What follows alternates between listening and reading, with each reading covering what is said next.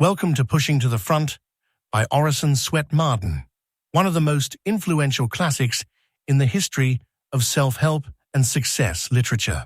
In these chapters, Marden shares timeless wisdom on ambition, persistence, leadership, and achievement. His words inspire us to overcome hesitation, strengthen our will, and move boldly toward our highest potential. Whether you're seeking personal growth, practical success strategies, or simply daily motivation, this series will encourage and guide you on your journey forward. Chapter 18. A Fortune in Good Manners. Give a boy address and accomplishments, and you give him the mastery of palaces and fortunes wherever he goes. He has not the trouble of earning or owning them. They solicit him to enter and possess. Emerson. With hat in hand, one gets on in the world. German proverb. What thou wilt, thou must rather enforce it with thy smile, than hew to it with thy sword. Shakespeare. Politeness has been compared to an air cushion, which, although there is apparently nothing in it, eases our jolts wonderfully. George L. Carey. Birth's good, but breedin's better. Scotch proverb. Conduct is 3/4 of life. Matthew Arnold. "Why the deuce does he edge his head down like that?" asked a Cockney sergeant major angrily, when a worthy fellow soldier wished to be reinstated in a position from which he had been dismissed. "As he's been an officer, he ought to know how to behave himself better. What use would he be, as a non-commissioned officer, if he didn't care to look his men in the face?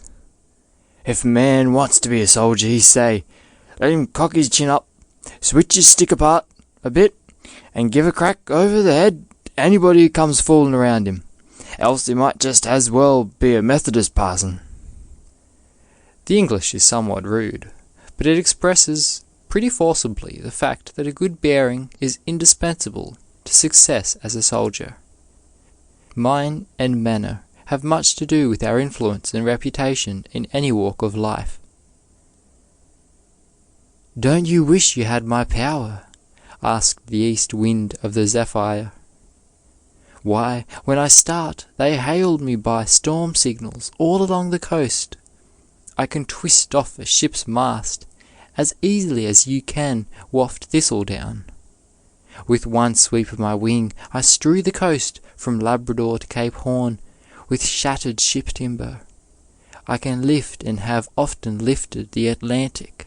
I am the terror of all invalids, and to keep me from piercing to the very marrow of their bones, men cut down forests for their fires and explore the mines of continents for coal to feed their furnaces. Under my breath the nations crouch in sepulchres. Don't you wish you had my power?"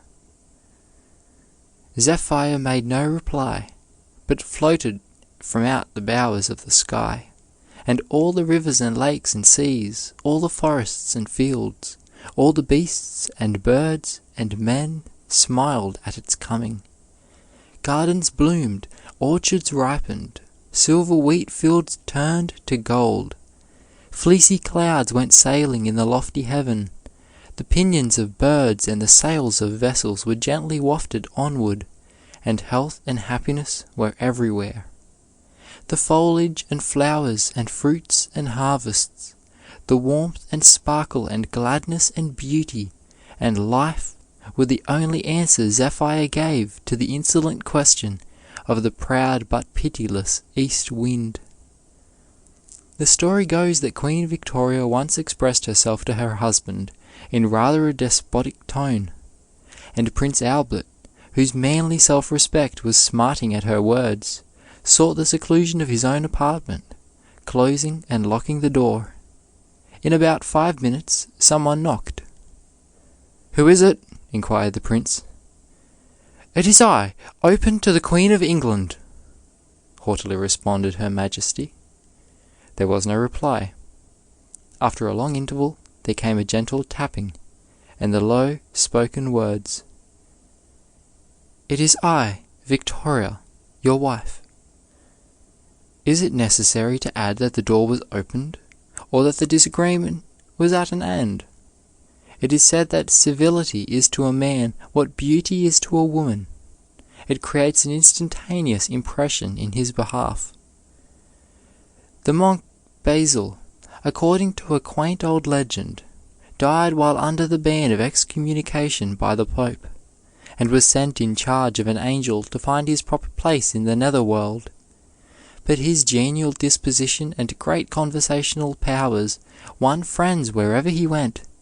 The fallen angels adopted his manner, and even the good angels went a long way to see him and live with him. He was removed to the lowest depths of Hades, but with the same result. His inborn politeness and kindness of heart were irresistible, and he seemed to change the hell into a heaven. At length the angel returned with the monk, saying that no place could be found in which to punish him. He still remained the same Basil, so his sentence was revoked, and he was sent to heaven and canonized as a saint. The Duke of Marlborough wrote English badly and spelled it worse. Yet he swayed the destinies of empires. The charm of his manner was irresistible and influenced all Europe. His fascinating smile and winning speech disarmed the fiercest hatred and made friends of the bitterest enemies. A gentleman took his daughter of 16 to Richmond to witness the trial of his bitter personal enemy, Aaron Burr, whom he regarded as an arch-traitor. But she was so fascinated by Burr's charming manner that she sat with his friends. Her father took her from the courtroom and locked her up, but she was so overcome by the fine manner of the accused that she believed in his innocence and prayed for his acquittal. "To this day," said she 50 years afterwards, "I feel the magic of his wonderful deportment." Madame Récamier was so charming that when she passed around the box at the Church Saint Rocher in Paris, 20,000 francs were put into it. At the great reception to Napoleon on his return from Italy, the crowd caught sight of this fascinating woman and almost forgot to look at the great hero. "Please, madame," whispered a servant to Madame de Maintenon at dinner, "one anecdote more, for there is no roast today." She was so fascinating in manner and speech that her guests appeared to overlook all the little discomforts of life. According to Saint Beuve, the privileged circle at Coppet, after making an excursion, returned from Chambéry in 2 coaches. Those arriving in the first coach had a rueful experience to relate. A terrific thunderstorm, shocking roads, and danger and gloom to the whole company. The party in the second coach heard their story with surprise. Of thunderstorm, of steeps, of mud, of danger, they knew nothing. No, they had forgotten earth, and breathed a purer air. Such a conversation between Madame de Staël and Madame Récamier and Benjamin Constant and Schlegel. They were all in a state of delight. The intoxication of the conversation had made them insensible to all notice of weather or rough roads. "If I were queen," said Madame Tess, "I should command Madame de Staël to talk to me every day." When she had passed, as Longfellow wrote of Evangeline, it seemed like the ceasing of exquisite music. Madame de Staël was anything but beautiful, but she possessed that indefinable something before which mere conventional beauty cowers, commonplace and ashamed. Her hold upon the minds of men was wonderful. They were the creatures of her will, and she shaped careers as if she were omnipotent. Even the Emperor Napoleon feared her influence over his people, so much that he destroyed her writings and banished her from France. In the words of Whittier, it could be said of her, as might be said of any woman, "Our homes are cheerier for her sake, our dooryards brighter blooming, and all about the social air is sweeter for her coming." A guest for 2 weeks at the house of Arthur M. Cavanaugh, M.P., who was without arms or legs, was very desirous of knowing how he fed himself, but the conversation and manner of the host were so charming that the visitor was scarcely conscious of his deformity. "When Dickens entered a room," said one who knew him well, "it was like the sudden kindling of a big fire, by which everyone was warmed." It is said that when Goethe entered a restaurant, people would lay down their knives and forks to admire him. Philip of Macedon, after hearing the report of Demosthenes' famous oration, said, "Had I been there, he would have persuaded me to take up arms against myself." Henry Clay was so graceful and impressive in his manner that a Pennsylvanian tavern-keeper tried to induce him to get out of the stagecoach in which they were riding, and make a speech to himself and his wife. "I don't think much of Chayote's spread-eagle talk," said a simple-minded member of a jury that had given 5 successive verdicts to the great advocate, "but I call him a very lucky lawyer, for there was not one of those 5 cases that came before us where he wasn't on the right side. His manner, as well as his logic, was irresistible." When Edward Everett took a professor's chair at Harvard after 5 years of study in Europe, he was almost worshipped by the students. His manner seemed touched by that exquisite grace seldom found except in women of rare culture. His great popularity lay in a magical atmosphere which everyone felt, but no one could describe, and which never left him.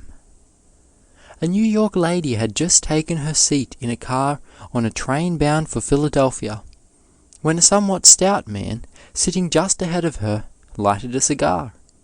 She coughed and moved uneasily, but the hints had no effect, so she said tartly, "You probably are a foreigner, and do not know that there is a smoking car attached to the train. Smoking is not permitted here." The man made no reply, but threw his cigar from the window. What has her astonishment when the conductor told her, a moment later, that she had entered the private car of General Grant. She withdrew in confusion, but the same fine courtesy which led him to give up his cigar was shown again as he spared her the mortification of even a questioning glance, still less of a look of amusement, although she watched his dumb, immovable figure with apprehension until she reached the door. Julian Ralph, after telegraphing an account of President Arthur's fishing trip to the Thousand Islands, returned to his hotel at 2 o'clock in the morning to find all the doors locked. With 2 friends who had accompanied him, he battered at a side door to wake the servants. But what was his chagrin when the door was opened by the President of the United States? "Why, that's all right," said Mr. Arthur when Mr. Ralph asked his pardon. "You wouldn't have got in till morning if I had not come. No one is up in the house but me. I could have sent my colored boy, but he had fallen asleep, and I hated to wake him." The late King Edward, when Prince of Wales, the first gentleman in Europe, invited an eminent man to dine with him. When coffee was served, the guest, to the consternation of the others, drank from his saucer. An open titter of amusement went round the table. The prince, quickly noting the cause of the untimely amusement, gravely emptied his cup into his saucer and drank after the manner of his guest. Silent and abashed, the other members of the princely household took the rebuke and did the same. Queen Victoria sent for Carlyle, who was a Scotch peasant, offering him the title of nobleman, which he declined, feeling that he had always been a nobleman in his own right.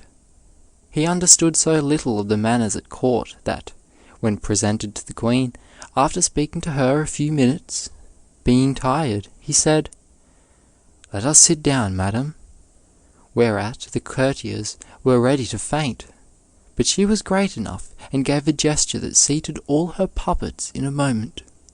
The Queen's courteous suspension of the rules of etiquette, and what it may have cost her, can be better understood from what an acquaintance of Carlyle said of him when he saw him for the first time. His presence, in some unaccountable manner, rasped the nerves. I expected to meet a rare being, and I left him feeling as if I had drunk sour wine, or had had an attack of seasickness. Some persons wield a sceptre before which others seem to bow in glad obedience. But whence do they obtain such magic power? What is the secret of that almost hypnotic influence over people, which we would give anything to possess? Courtesy is not always found in high places. Even royal courts furnish many examples of bad manners.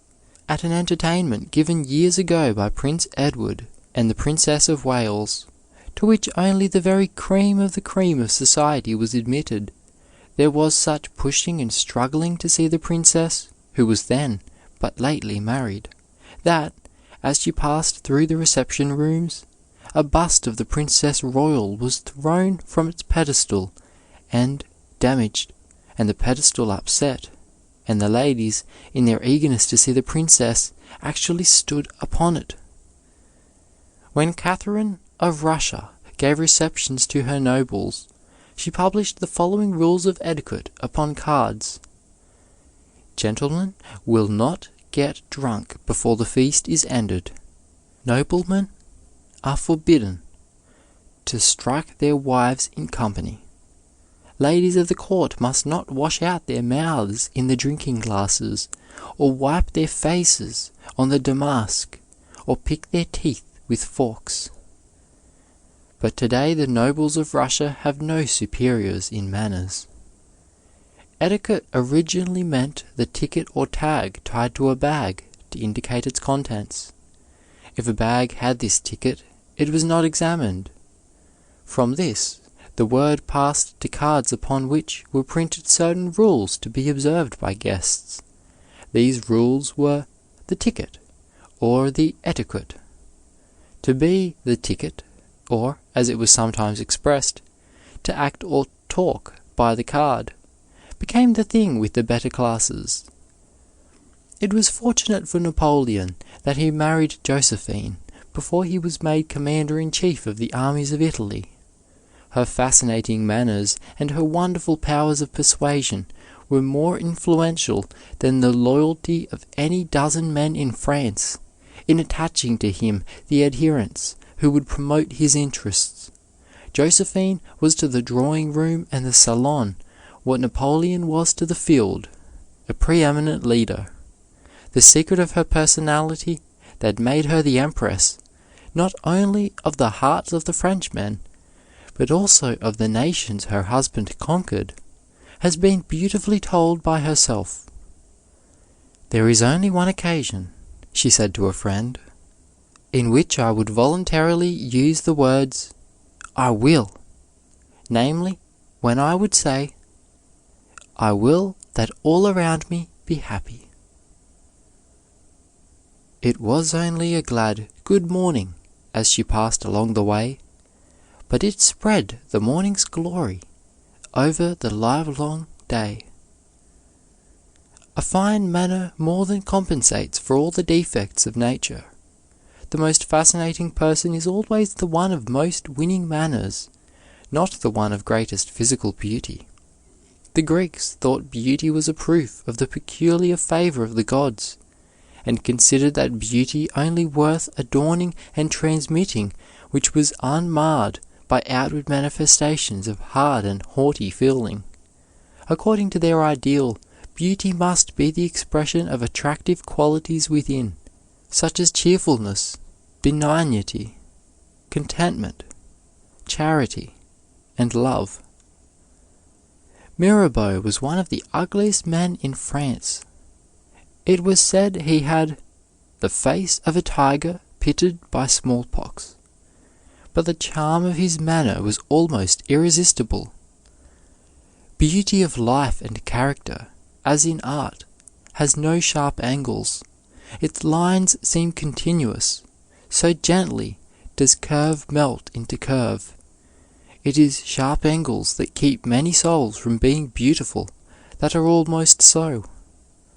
Our good is less good when it is abrupt, rude, ill-timed, or ill-placed. Many a man and woman might double their influence and success by a kindly courtesy and a fine manner. Tradition tells us that before Apelles painted his wonderful goddess of beauty, which enchanted all Greece, he travelled for years observing fair women, that he might embody in his matchless Venus a combination of the loveliest found in all. So the good-mannered study, observe, and adopt all that is finest and most worthy of imitation in every cultured person they meet. "Throw a bone to a dog," said a shrewd observer, "and he will run off with it in his mouth, but with no vibration in his tail. Call the dog to you, pat him on the head, let him take the bone from your hand, and his tail will wag with gratitude. The dog recognizes the good deed and the gracious manner of doing it. Those who throw their good deeds should not expect them to be caught with a thankful smile." "Ask a person at Rome to show you the road," said Dr. Guthrie of Edinburgh, "and he will always give you a civil and polite manner. But ask any person a question for that purpose in this country, Scotland, and he will say, 'Follow your nose and you will find it.' But the blame is with the upper classes, and the reason why, in this country, the lower classes are not polite is because the upper classes are not polite. I remember how astonished I was the first time I was in Paris. I spent the first night with a banker, who took me to a pension, or, as we call it, a boarding house. When we got there, a servant girl came to the door, and the banker took off his hat and bowed to the servant girl, and called her Mademoiselle, as though she were a lady. Now the reason why the lower classes there are so polite is because the upper classes are polite and civil to them. A fine courtesy is a fortune in itself. The good-mannered can do without riches, for they have passports everywhere. All doors fly open to them, and they enter without money and without price. They can enjoy nearly everything without the trouble of buying or owning. They are as welcome in every household as the sunshine. And why not? For they carry light, sunshine, and joy everywhere. They disarm jealousy and envy, for they bear good will to everybody. Bees will not sting a man smeared with honey. "A man's own good breeding," says Chesterfield, "is the best security against other people's ill manners. It carries along with it a dignity that is respected by the most petulant. Ill breeding invites and authorizes the familiarity of the most timid. No man ever said a pert thing to the Duke of Marlborough, or a civil one to a Sir Robert Walpole. The true gentleman cannot harbor those qualities which excite the antagonism of others, as revenge, hatred, malice, envy, or jealousy, for these poison the sources of spiritual life and shrivel the soul. Generosity of heart and a genial good will towards all are absolutely essential to him who would possess fine manners. Here is a man who is cross, crabbed, moody, sullen, silent, sulky, stingy, and mean with his family and servants. He refuses his wife a little money to buy a needed dress, and accuses her of extravagance that would ruin a millionaire. Suddenly the bell rings. Some neighbors call, "What a change! The bear of a moment ago is as docile as a lamb." As by magic he becomes talkative, polite, generous. After the callers have gone, his little girl begs her father to keep on his company manners for a little while. But the sullen mood returns, and his courtesy vanishes as quickly as it came. He is the same disagreeable, contemptible, crabbed bear as before the arrival of his guests. What friend of the great Dr. Johnson did not feel mortified and pained to see him eat like an Eskimo, and to hear him call men liars because they did not agree with him? He was called the Ursa Major, or Great Bear. Benjamin Rush said that when Goldsmith at a banquet in London asked a person about the American Indians, Dr. Johnson exclaimed, "There is not an Indian in North America foolish enough to ask such a question." "Sir," replied Goldsmith, "there is not a savage in America rude enough to make such a speech to a gentleman." After Stephen A. Douglas had been abused in the Senate, he rose and said, "What no gentleman should say, no gentleman need answer." Aristotle thus described a real gentleman more than 2,000 years ago. "The magnanimous man will behave with moderation under both good fortune and bad. He will not allow himself to be exalted. He will not allow himself to be abased. He will neither be delighted with success nor grieved with failure. He will never choose danger nor seek it. He is not given to talk about himself or others. He does not care that he himself should be praised, nor that other people should be blamed. A gentleman is just a gentleman, no more, no less. A diamond polished that was first a diamond in the rough. A gentleman is gentle, modest, courteous, slow to take offense, and never giving it. He is slow to surmise evil, as he never thinks it. He subjects his appetites, refines his tastes, subdues his feelings, controls his speech, and deems every other person as good as himself. A gentleman, like porcelain ware, must be painted before he is glazed. There can be no change after it is burned in, and all that is put on afterwards will wash off. He who has lost all but retains his courage, cheerfulness, hope, virtue, and self-respect is a true gentleman, and is rich still. "You replace Dr. Franklin, I hear," said the French minister, Count de Vergennes, to Mr. Jefferson, who had been sent to Paris to relieve our most popular representative. "I succeed him. No man can replace him," was the felicitous reply of the man who became highly esteemed by the most polite court in Europe. "You should not have returned their salute," said the master of ceremonies, when Clement XIV bowed to the ambassadors who had bowed in congratulating him upon his election. "Oh, I beg your pardon," replied Clement. "I have not been Pope long enough to forget good manners." Cowper says, "A modest, sensible, and well-bred man would not insult me, and no other can." "I never listen to calumnies," said Montesquieu, "because if they are untrue, I run the risk of being deceived, and if they are true, of hating people not worth thinking about." "I think," says Emerson, "Hans Andersen's story of the cobweb cloth, woven so fine that it was invisible, woven for the king's garment, must mean manners which do really clothe a princely nature." No one can fully estimate how great a factor in life is the possession of good manners, or timely thoughtfulness with human sympathy behind it. They are the kindly fruit of a refined nature, and are the open sesame to the best of society.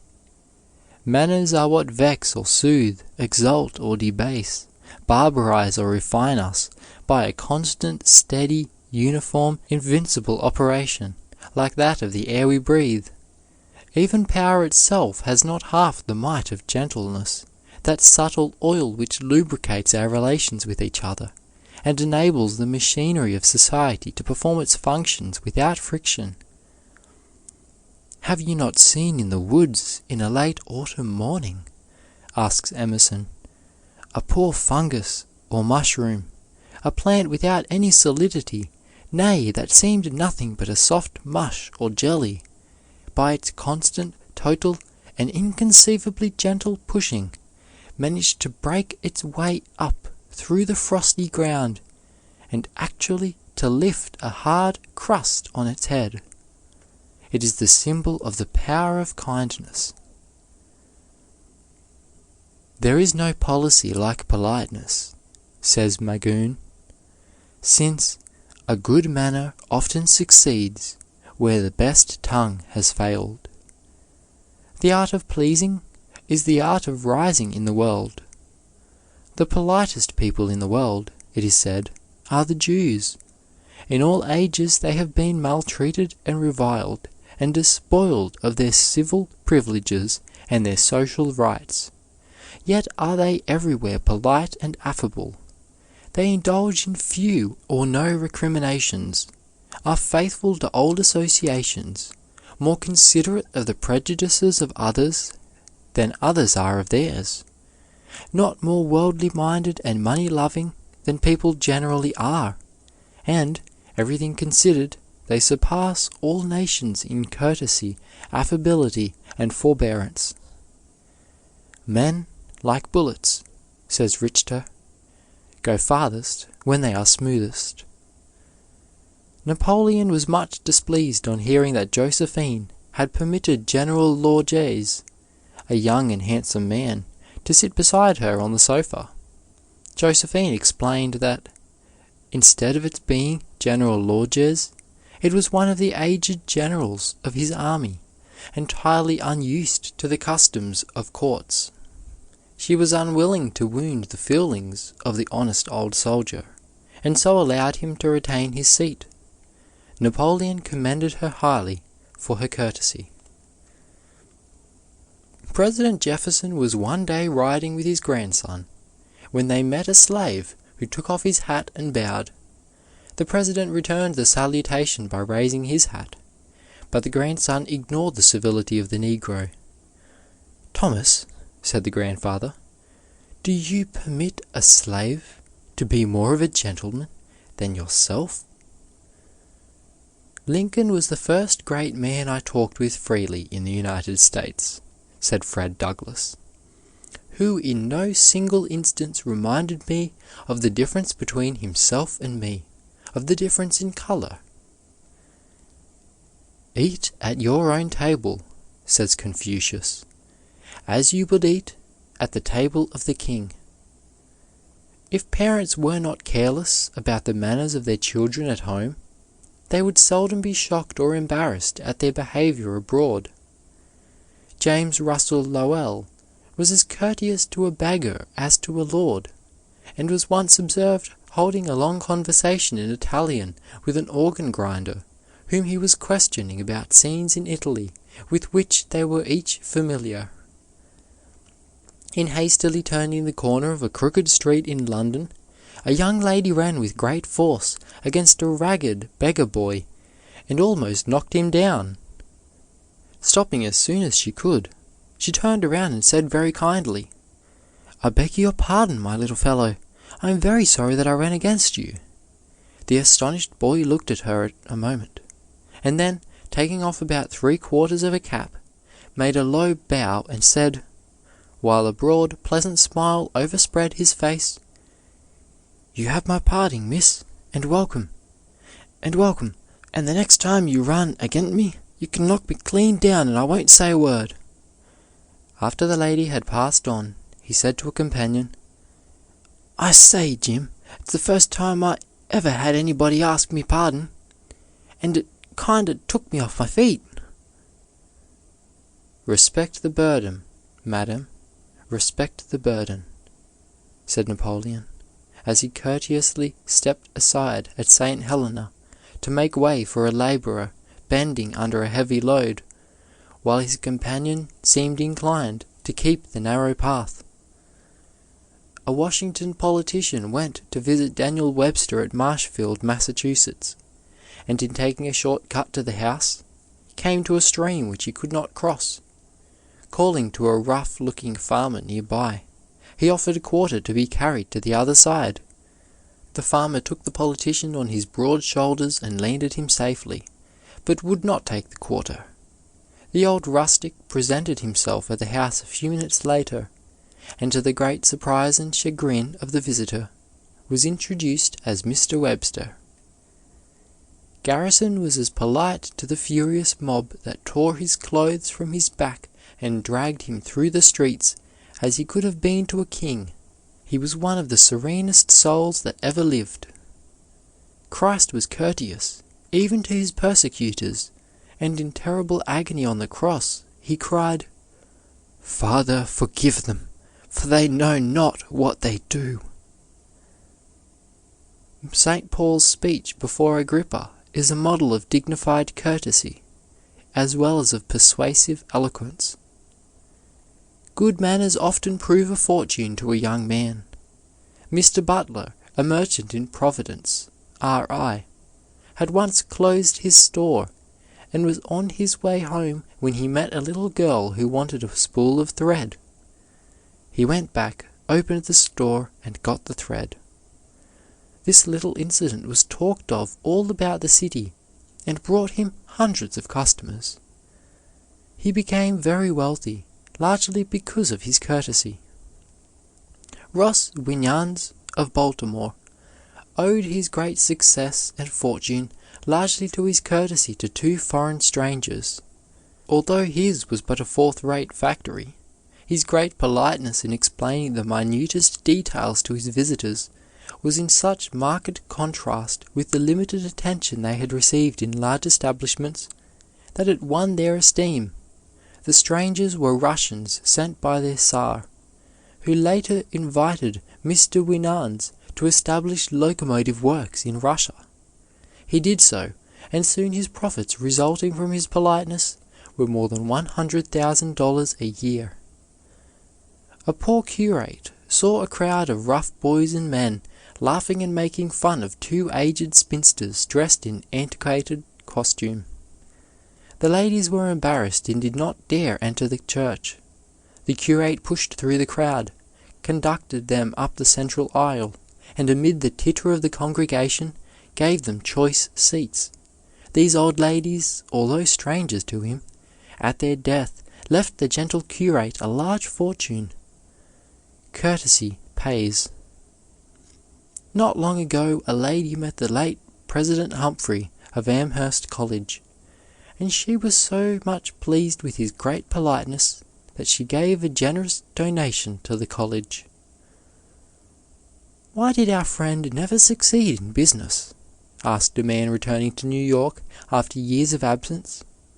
"He had sufficient capital, a thorough knowledge of his business, and exceptional shrewdness and sagacity." "He was sour and morose," was the reply. "He always suspected his employees of cheating him, and was discourteous to his customers. Hence, no man ever put good will or energy into work done for him, and his patrons went to shops where they were sure of civility. Some men almost work their hands off and deny themselves many of the common comforts of life in their earnest efforts to succeed, and yet render success impossible by their cross-grained ungentlemanliness. They repel patronage, and naturally, business which might easily be theirs goes to others who are really less deserving, but more companionable. Bad manners often neutralize even honesty, industry, and the greatest energy, while agreeable manners win in spite of other defects. Take two men possessing equal advantages in every other respect. If one be gentlemanly, kind, obliging, and conciliating, and the other disobliging, rude, harsh, and insolent, the former will become rich, while the boorish one will starve. A fine illustration of the business value of good manners is found in the Bon Marché, an enormous establishment in Paris, where thousands of clerks are employed, and where almost everything is kept for sale. The two distinguishing characteristics of the house are one low price to all, and extreme courtesy. Mere politeness is not enough. The employees must try in every possible way to please and to make customers feel at home. Something more must be done than is done in other stores, so that every visitor will remember the Bon Marché with pleasure. By this course, the business has been developed until it is said to be the largest of the kind in the world. Thank you, my dear. Please call again. Spoken to a little beggar girl who bought a pennyworth of snuff proved a profitable advertisement, and made Lundy Foot a millionaire. Many persons of real refinement are thought to be stiff, proud, reserved, and haughty, who are not, but are merely diffident and shy. It is a curious fact that diffidence often betrays us into discourtesies which our hearts abhor, and which cause us intense mortification and embarrassment. Excessive shyness must be overcome as an obstacle to perfect manners. It is peculiar to the Anglo-Saxon and the Teutonic races, and has frequently been a barrier to the highest culture. It is a disease of the finest organizations and the highest types of humanity. It never attacks the coarse and vulgar. Sir Isaac Newton was the shyest man of his age. He did not acknowledge his great discovery for years, just for fear of attracting attention to himself. He would not allow his name to be used in connection with his theory of the moon's motion, for fear it would increase the acquaintances he would have to meet. George Washington was awkward and shy, and had the air of a countryman. Archbishop Whately was so shy that he would escape notice whenever it was possible. At last he determined to give up trying to cure his shyness. "For why," he asked, "should I endure this torture all my life?" When, to his surprise, it almost entirely disappeared. Elihu Burritt was so shy that he would hide in the cellar when his parents had company. Practice on the stage or lecture platform does not always eradicate shyness. David Garrick, the great actor, was once summoned to testify in court, and, though he had acted for 30 years with marked self-possession, he was so confused and embarrassed that the judge dismissed him. John B. Goff said that he could not rid himself of his early diffidence and shrinking from public notice.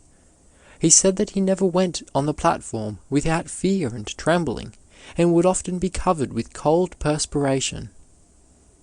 There are many worthy people who are brave on the street, who would walk up to a cannon's mouth in battle, but who are cowards in the drawing room, and dare not express an opinion in the social circle. They feel conscious of a subtle tyranny in society's code, which locks their lips and ties their tongues. Addison was one of the purest writers of English and a perfect master of the pen, but he could scarcely utter a dozen words in conversation without being embarrassed. Shakespeare was very shy. He retired from London at 40, and did not try to publish or preserve one of his plays. He took second or third-rate parts on account of his diffidence. Generally, shyness comes from a person thinking too much about himself, which in itself is a breach of good breeding, and wondering what other people think about him. "I was once very shy," said Sydney Smith, "but it was not long before I made two very useful discoveries. First, that all mankind were not solely employed in observing me, and second, that shamming was of no use, that the world was very clear-sighted, and soon estimated a man at his true value. This cured me. What a misfortune it is to go through life apparently encased in ice, yet all the while full of kindly, cordial feeling for one's fellow men. Shy people are always distrustful of their powers and look upon their lack of confidence as a weakness or lack of ability, when it may indicate quite the reverse. By teaching children early the arts of social life, such as boxing, horseback riding, dancing, elocution, and similar accomplishments, we may do much to overcome the sense of shyness. Shy people should dress well. Good clothes give ease of manner and unlock the tongue. The consciousness of being well dressed gives a grace and ease of manner that even religion will not bestow, while inferiority of garb often induces restraint. As peculiarities in apparel are sure to attract attention, it is well to avoid bright colors and fashionable extremes, and wear plain, well-fitting garments of as good material as the purse will afford. Beauty in dress is a good thing. Rail at it who may.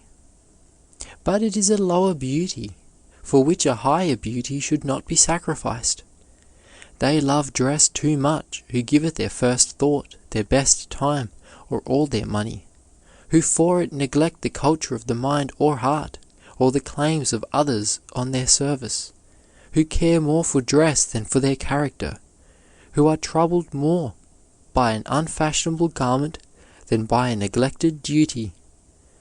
When Ezekiel Whitman, a prominent lawyer and graduate of Harvard, was elected to the Massachusetts legislature, he came to Boston from his farm in countryman's dress, and went to a hotel in Boston.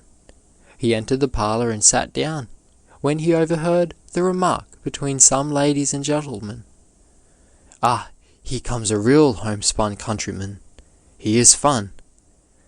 They asked him all sorts of queer questions, tending to throw ridicule upon him, when he arose and said, "Ladies and gentlemen, permit me to wish you health and happiness, and may you grow better and wiser in advancing years, bearing in mind that outward appearances are deceitful. You mistook me, from my dress, for a country booby, while I, from the same superficial cause, thought you were ladies and gentlemen. The mistake has been mutual." Just then, Governor Caleb Strong entered and called to Mr. Whitman, who, turning to the dumbfounded company, said, "I wish you a very good evening." In civilized society, says Johnson, external advantages make us more respected.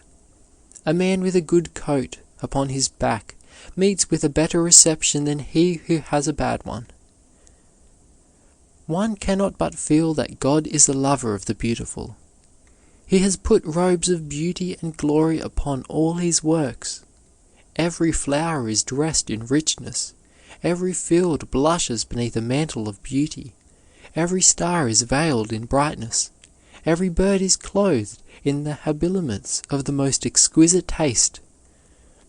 Some people look upon polished manners as a kind of affectation. They claim admiration for plain, solid, square, rugged characters. They might as well say that they prefer square, plain, unornamented houses made from square blocks of stone. St. Peter's is none the less strong and solid because of its elegant columns and the magnificent sweep of its arches, its carved and fretted marbles of matchless hues. Our manners, like our characters, are always under inspection. Every time we go into society, we must step on the scales of each person's opinion, and the loss or gain from our last weight is carefully noted. Each mentally asks, "Is this person going up or down? Through how many grades has he passed?" For example, young Brown enters a drawing room. All present weigh him in their judgment and silently say, "This young man is gaining. He is more careful, thoughtful, polite, considerate, straightforward, industrious." Besides him stands young Jones. It is evident that he is losing ground rapidly. He is careless, indifferent, rough, does not look you in the eye, is mean, stingy, snaps at the servants, yet is over-polite to strangers. And so we go through life tagged with these invisible labels by all who know us. I sometimes think it would be a great advantage if one could read these ratings of his associates. We cannot long deceive the world, for that other self, whoever stands in the shadow of ourselves holding the scales of justice, that telltale in the soul, rushes to the eye or into the manner and betrays us. But manners, while they are the garb of the gentleman, do not constitute or finally determine his character. Mere politeness can never be a substitute for moral excellence, any more than the bark can take the place of the heart of the oak. It may well indicate the kind of wood below, but not always whether it be sound or decayed. Etiquette is but a substitute for good manners, and is often but their mere counterfeit. Sincerity is the highest quality of good manners. The following recipe is recommended to those who wish to acquire genuine good manners. Of unselfishness, 3 drachms. Of the tincture of good cheer, 1 ounce. Of essence of heart's ease, 3 drachms.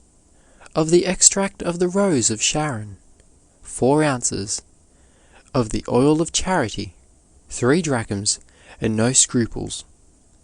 Of the infusion of common sense and tact, 1 ounce. Of the spirit of love, 2 ounces.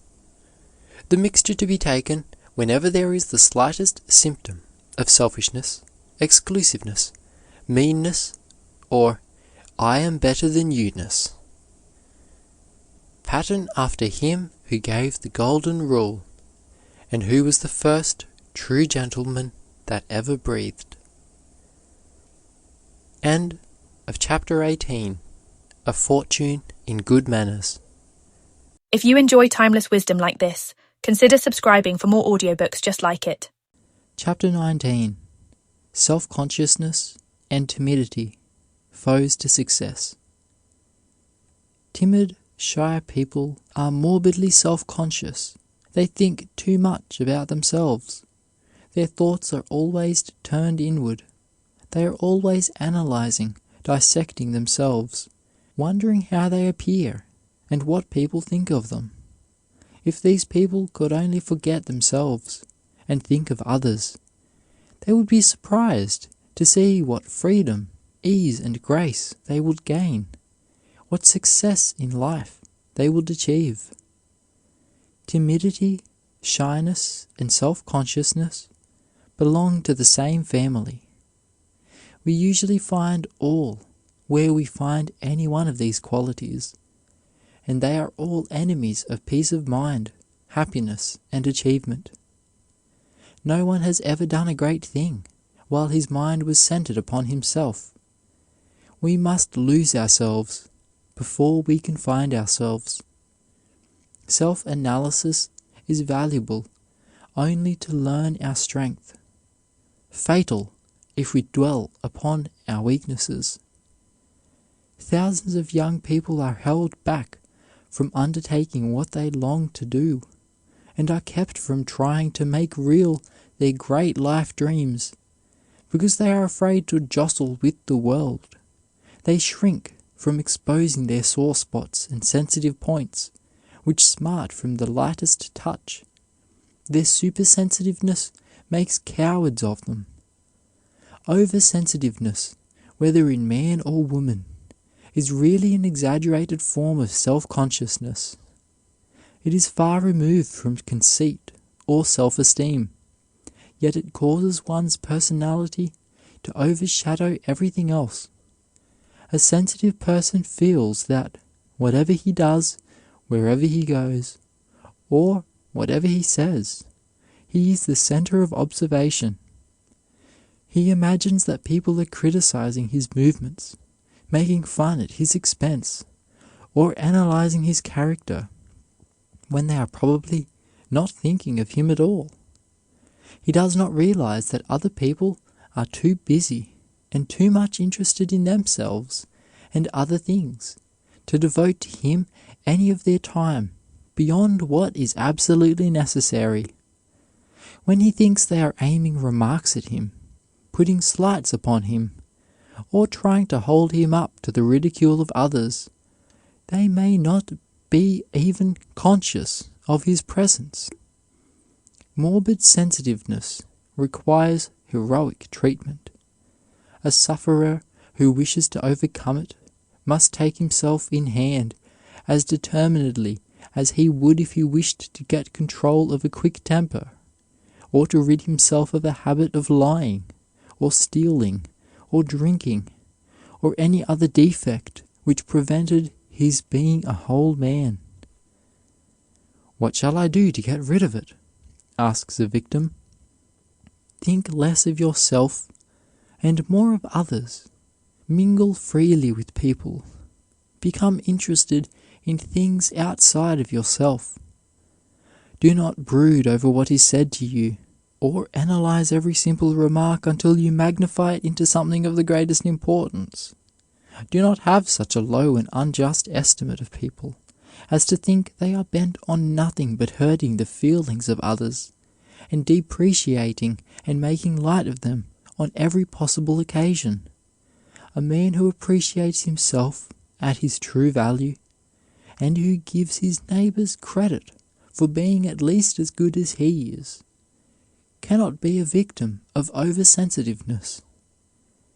One of the best schools for a sensitive boy is a large business house in which he will be thrown among strangers who will not handle him with gloves. In such an environment, he will soon learn that everyone has all he can do to attend to his own business. He will realize that he must be a man and give and take with the others, or get out. He will be ashamed to play cry-baby every time he feels hurt, but will make up his mind to grin and bear it.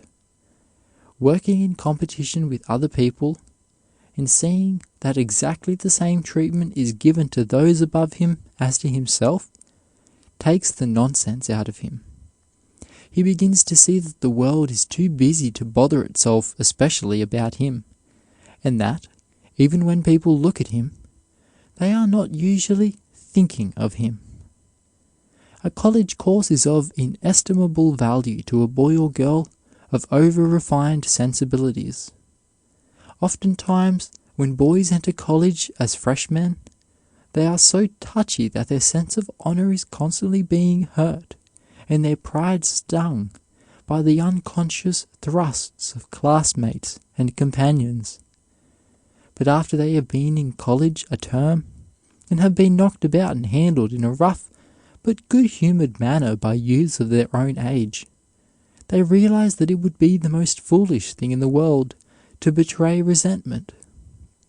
If one shows that he is hurt, he knows that he will be called the class booby and teased unmercifully, so he is simply forced to drop his foolish sensitiveness.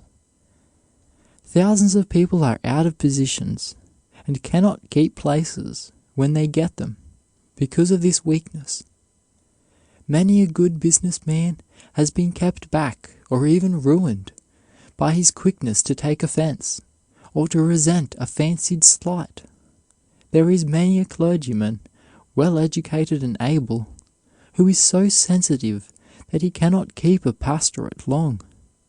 From his distorted viewpoint, some brother or sister in the church is always hurting him, saying and thinking unkind things, and throwing out hints and suggestions calculated to injure him in the eyes of the congregation. Many school teachers are great sufferers from oversensitiveness. Remarks of parents, or school committees, or little bits of gossip which are reported to them, make them feel as if people were sticking pins in them, metaphorically speaking, all the time. Writers, authors, and other people with artistic temperaments are usually very sensitive. I have in mind a very strong, vigorous editorial writer who is so prone to take offence that he cannot hold a position either on a magazine or a daily paper. He is cut to the very quick by the slightest criticism, and regards every suggestion for the improvement of his work as a personal affront.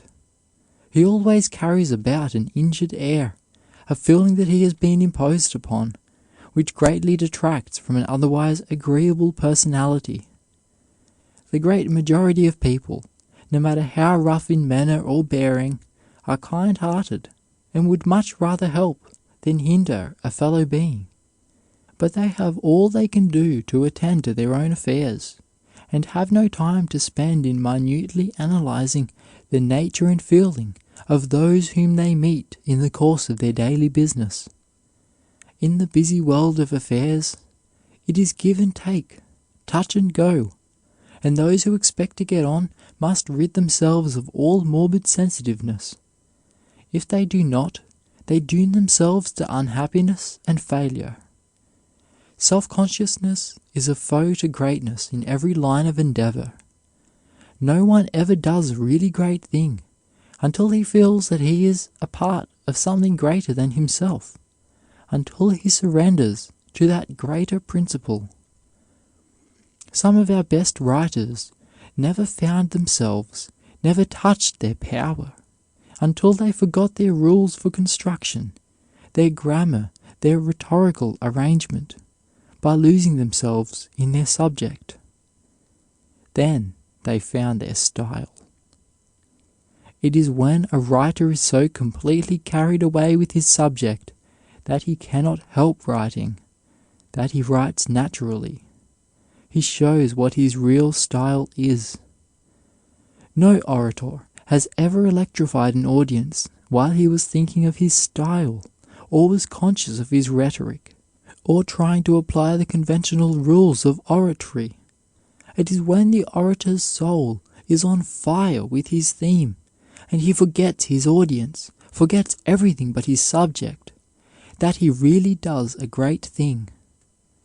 No painter ever did a great masterpiece when trying to keep all the rules of his profession, the laws of drawing, of perspective, the science of color, in his mind.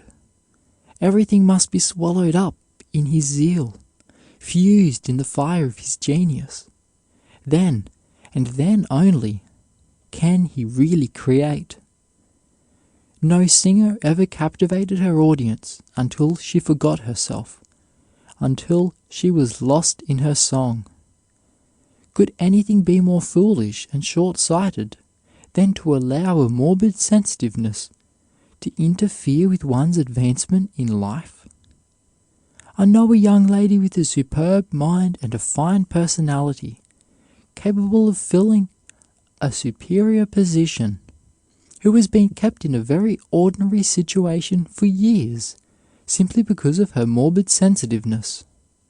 She takes it for granted that if any criticism is made in the department where she works, it is intended for her, and she flies off the handle over every little remark that she can possibly twist into a reflection upon herself. The result is that she makes it so unpleasant for her employers that they do not promote her, and she cannot understand why she does not get on faster. No one wishes to employ anyone who is so sensitive that he is obliged to be on his guard every moment, lest he wound him or touch a sore spot. It makes an employer very uncomfortable to feel that those about him are carrying around an injured air a large part of the time, so that he never quite knows whether they are in sympathy with him or not. If anything has gone wrong in his business and he feels vexed, he knows that he is liable to give offence to these people without ever intending it. A man wants to feel that his employees understand him, and that they take into consideration the 1,001 little vexations and happenings which are extremely trying, and that, if he does not happen to approach them with a smiling face, with consideration and friendliness, in his words or commands, they will not take offence. They will think of his troubles, not their own. If they are wise, they will forget self and contribute their zeal to the greater good. End of Chapter 19. Self-consciousness and timidity, foes to success.